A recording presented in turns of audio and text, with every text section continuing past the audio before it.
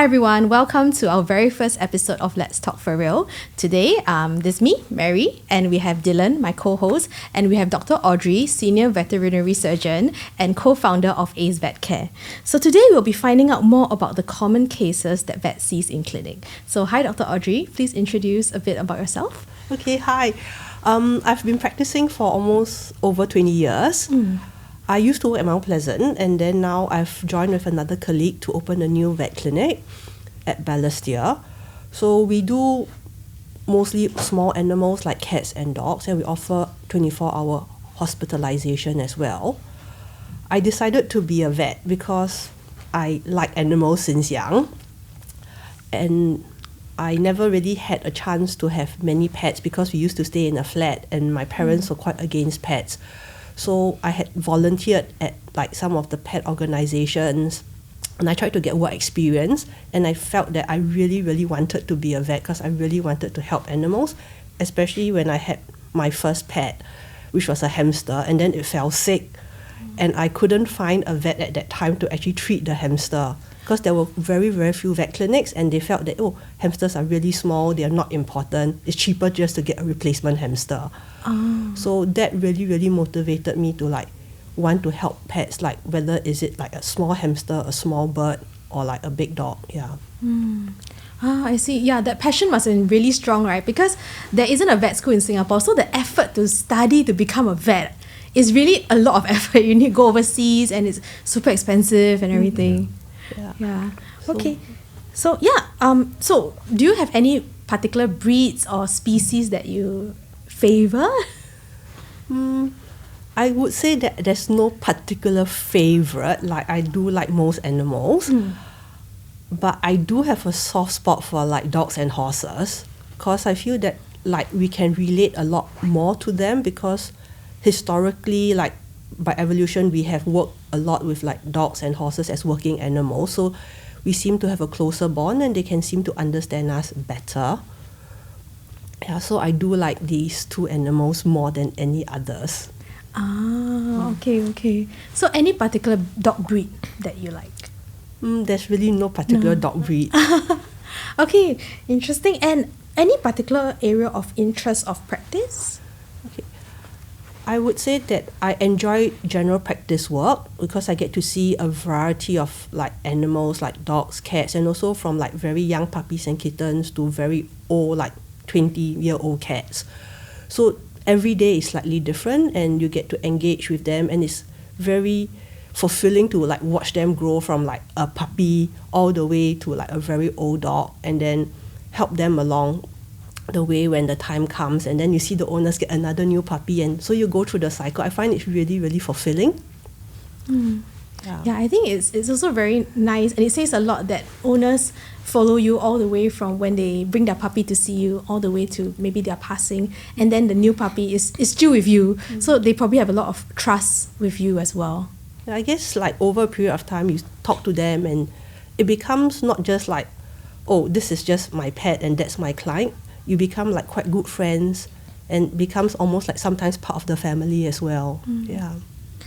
That's nice. And what are the 3 most important things that you would like pet parents to know?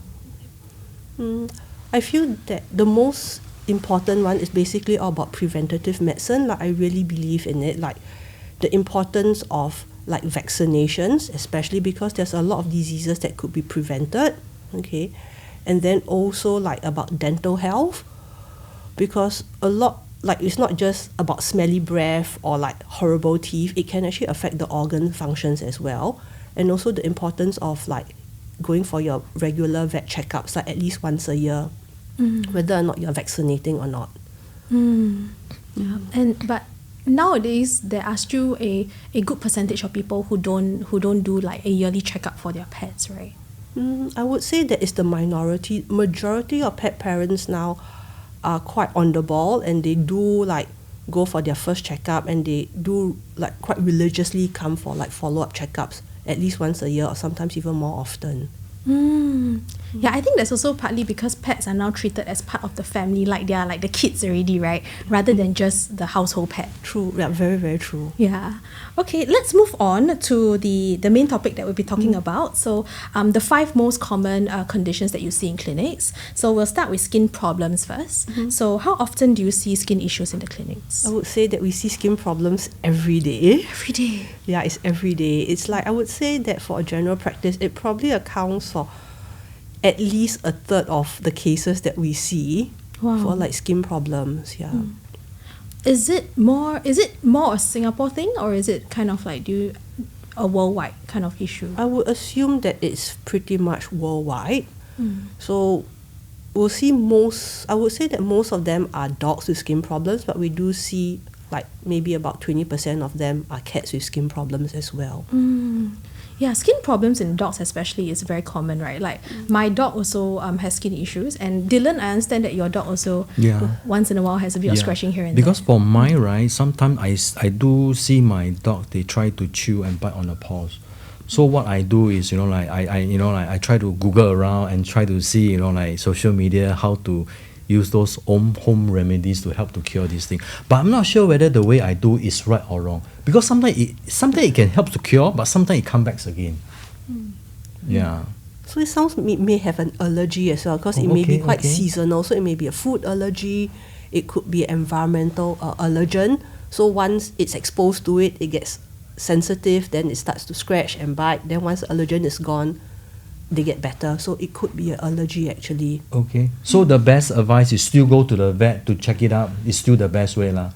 I mean, if it comes back quite often, Yes, it's a good idea to actually check out to see what's the cause of it. Yeah. Okay. Rather than watch videos, right? Yes, because like nowadays sometimes nothing to do, just to find some solution, I tend to go Google without visiting the vet. So now I realize that like sometimes certain thing is the first priority is you really got to consult the vet to get a more definite answer rather than go to social media. Yeah. So when we talk about skin issues, right, what are the common types of skin issues that you see? I would say that the majority, at least 2/3 of the skin cases, will be an allergic skin condition or atopy. Then the other will be like either due to parasites like fur mites, dermadex, scabies. Occasionally we also see some of them are behavioral issues that cause them to bite, so they have a bit of a psychosis, like people with OCD, they start biting themselves. Then less commonly, they could also be due to hormonal issues, like sometimes some dogs, they get Cushing's disease or they get low thyroid levels and they may cause skin issues as well. Yeah.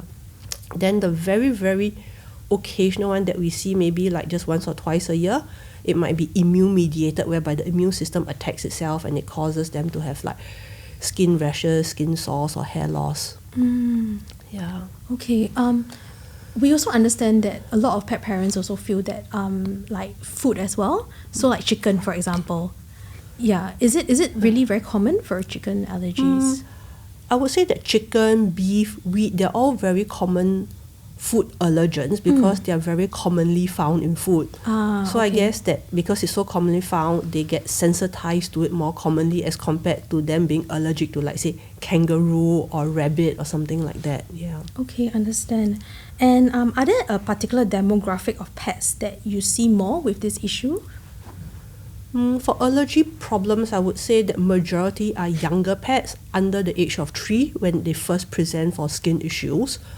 So when they first come, they may be like just very mild. The owner just notices that, it's just scratching a bit more at the ears, or they notice a bit of rash on the tummy.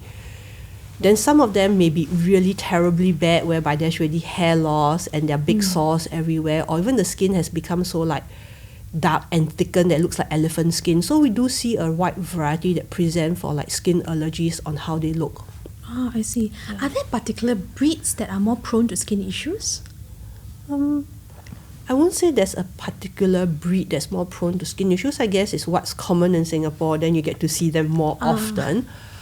So we'll say that probably Singapore specials do have quite sensitive skin.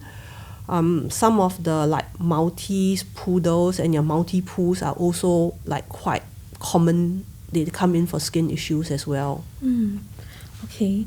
And what are skin issues mostly caused by? Just now we went through that few things like it could be food allergy, it could be a environmental allergy kind of thing, right?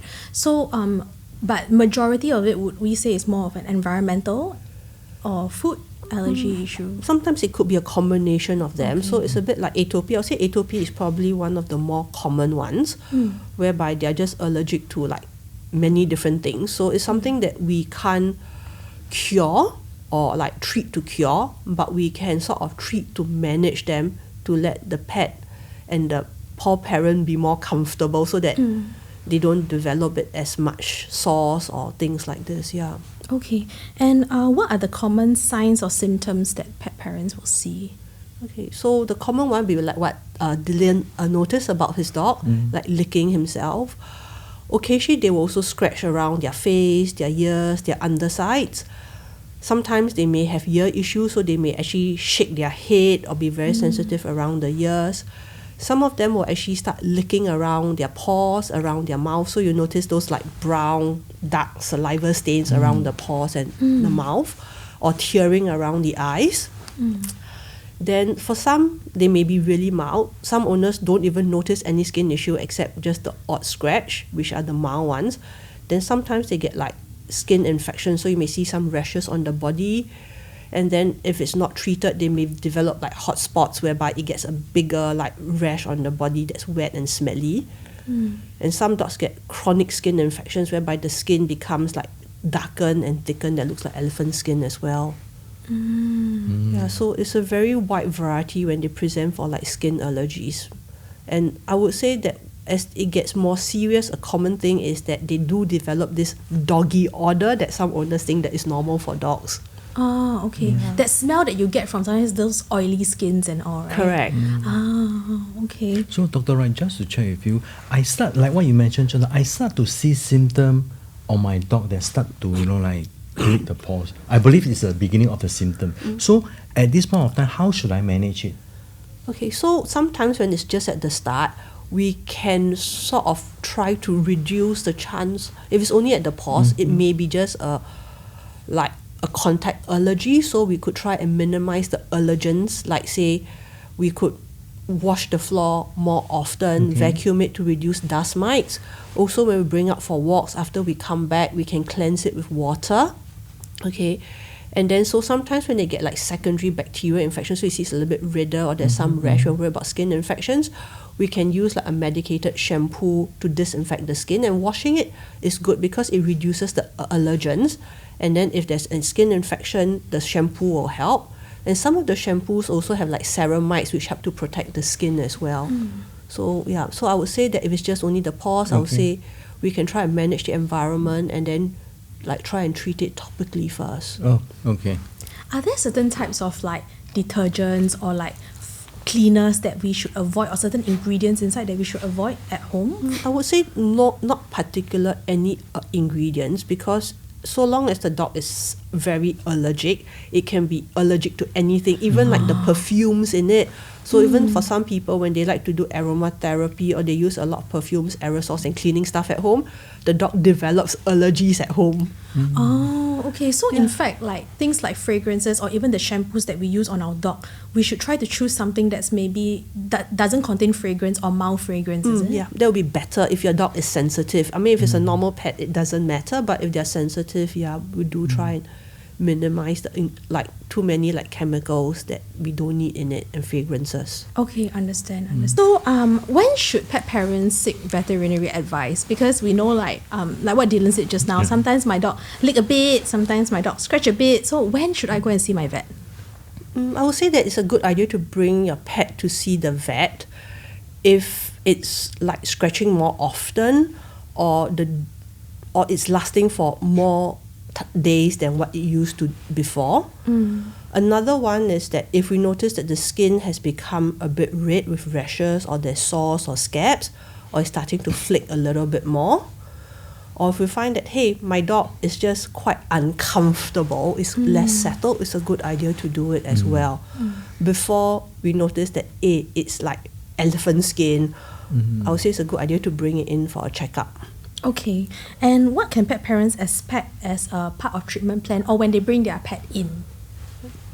I would say that we will normally get a history to check with the parents when did the skin problem first start, because that gives us a good idea. So if it started when it was like, say, 6 months old or a year old, then we were thinking, hey, it might be an allergy. But say if it started when the puppy was only like 2 months old, then it might be something else. Okay. Or if an older pet comes in and says that, oh, it's only recently in the past 2 months it started having a skin issue, then we're thinking, hey, it's less likely an allergy. We're looking at other issues like maybe some hormonal issue or touchwood, certain cancers can also make them feel more itchy. So we'll do like a history taking, and then we'll also do like a thorough physical exam to see where the skin issue is more focused on, whether is it the entire body or is it like just on the underside, or like in Dylan's case, like mostly the feet only, or is it like the ears, the mouth, the armpits, the feet, or is it the entire body is affected? And also to see like what does the skin problem looks like.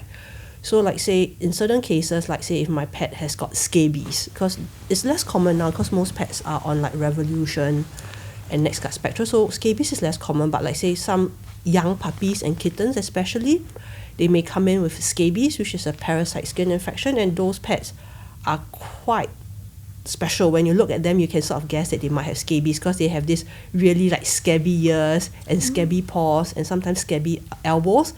Then the body just has the odd pimple here and there, like the odd rash here and there. So doing a physical exam sometimes does give us an idea like what we may be looking at.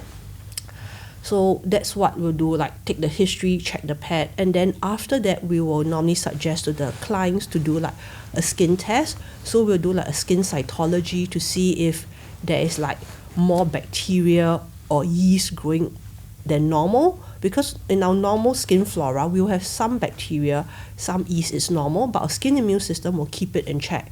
So if there's any imbalance in the environment, we have an overgrowth, so we would have to address the overgrowth for them. Then also in certain cases, we may do a skin scraping, which is like a deeper skin testing, whereby we remove the surface layer of the skin and look under a microscope to check for like parasites like Demodex mites or scabies mites for them, yeah. Okay, so there's actually a lot of tests I think that could be done, because skin condition is actually quite a complicated thing as well, right? Sometimes there could be more than one thing actually causing this issue. Yeah, definitely. And just curious, we know that there are a lot of like natural remedies that we see like when we Google or when we search up for, treating skin conditions, such as like, for example, feeding coconut oil, or like we even have some that says, okay, use certain essential oils and all. What's your take on all this? I would say that they can be a useful like add-on for certain pets, but it's a double-edged sword. Like say we take coconut oil. So coconut oil, yeah, is rich in some of the lauric acid, so it may help with the skin a little bit. In small doses, how useful is it is questionable, because we need fairly high doses to really work really well. And if you're taking lots of coconut oil, it becomes too rich. Will we cause pancreatitis instead? So we may want to look more at like maybe fish oils, which are higher in omega fatty acids, which does nourish the skin a little bit and is a better anti-inflammatory. But similar with fish oils is that some pets which have got sensitive tummies, they may also get like vomiting, diarrhea, pancreatitis, yeah. Okay. Then I'll say essential oils, yes, they do sometimes help to calm the skin. So there are some like products that come with like essential oils in there, and I do like one product called Essential 6. So it's got oils to help moisturize the skin and essential oils to calm the skin and disinfect the skin, and I find that it does actually really quite well for some pets, yeah. Oh, okay, so it's like a shampoo? It's a spot on, It's a so they just apply at the back of the neck. Oh, okay, interesting. Yeah. Okay, so they basically just drip on top and then it will help to spread around the skin and heal the skin. Yes, correct. Okay, that's interesting. So skin issue being such a prevalent thing in so many pets, so is there anything pet parents can do in particular to prevent it?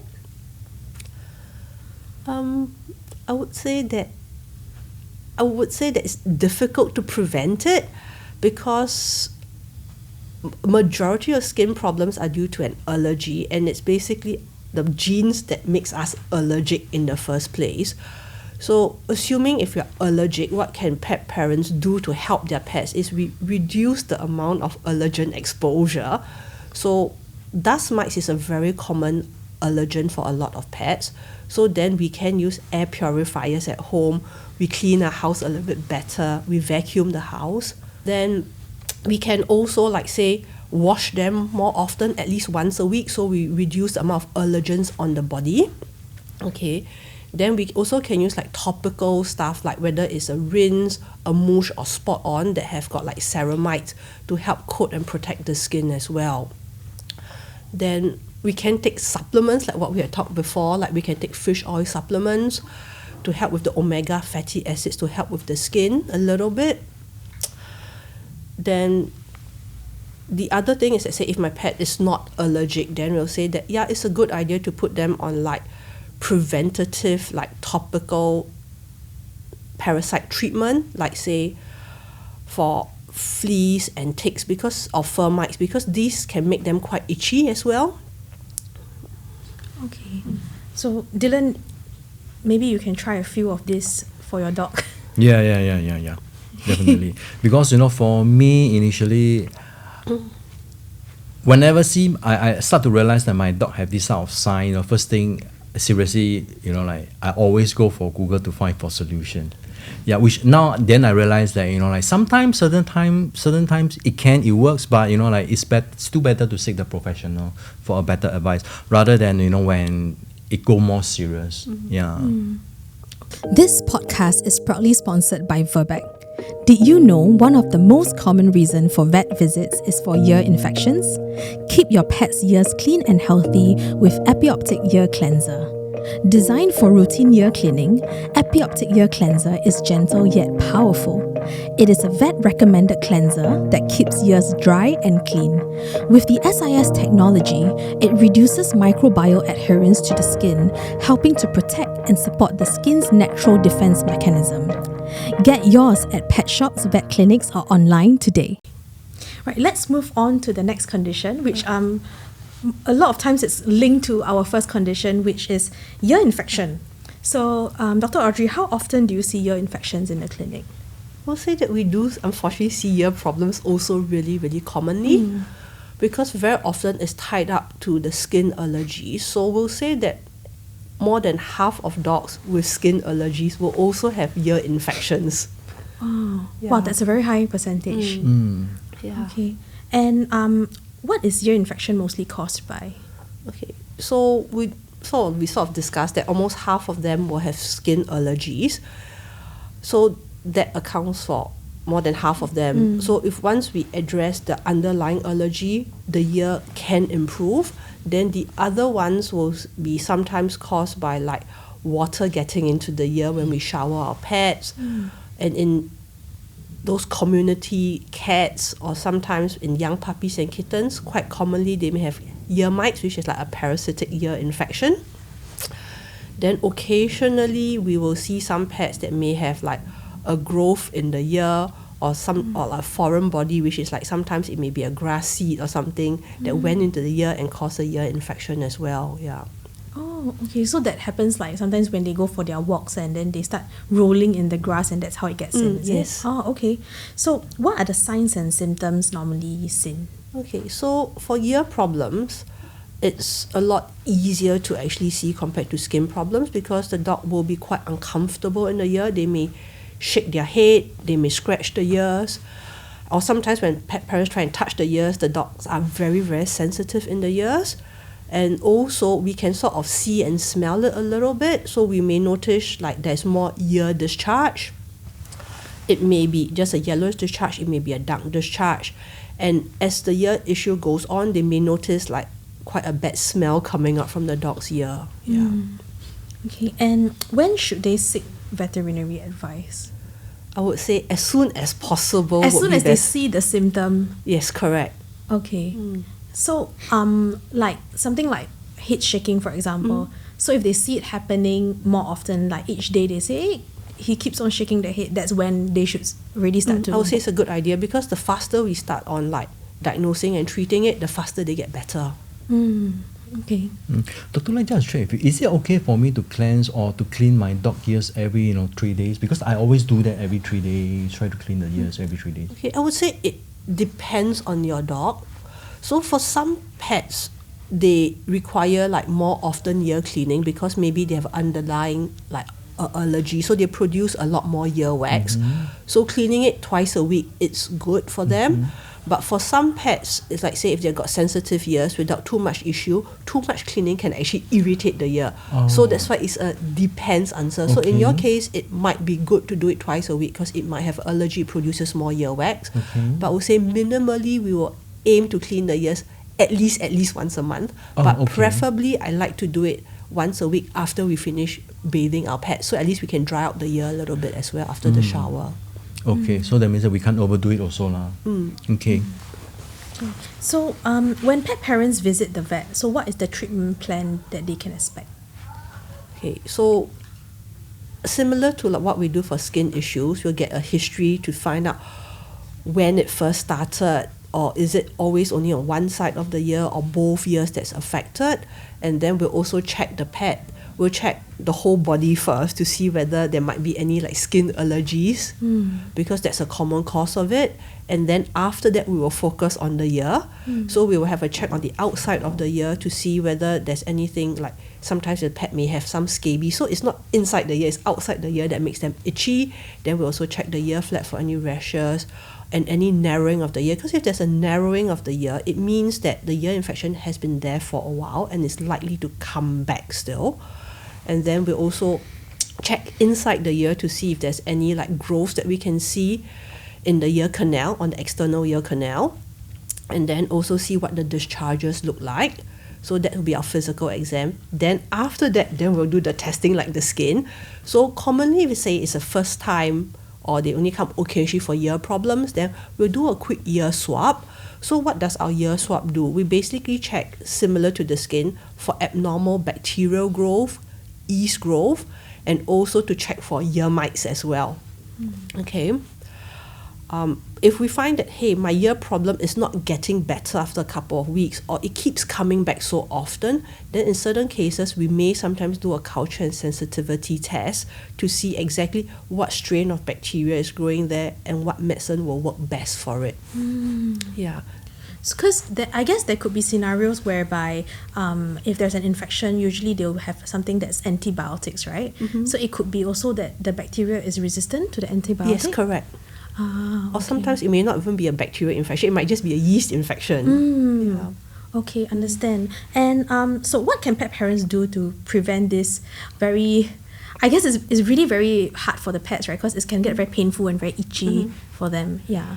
Okay. So I would say that try and check your pet's ear at least 2 to 3 times a week. So if you do notice that, hey, it's starting to smell a bit, you're seeing a bit more discharge than before, there's some redness to it, or it's like just scratching a little bit more, bring it. You may not want to bring it to the vet straight away. Try cleaning it first. If it doesn't improve after a day or 2, then bring it to the vet for a checkup. Okay, so thank you so much, Dr. Audrey, for your time. Okay, welcome. Yeah, thank you, everyone, and we will see you in the next episode.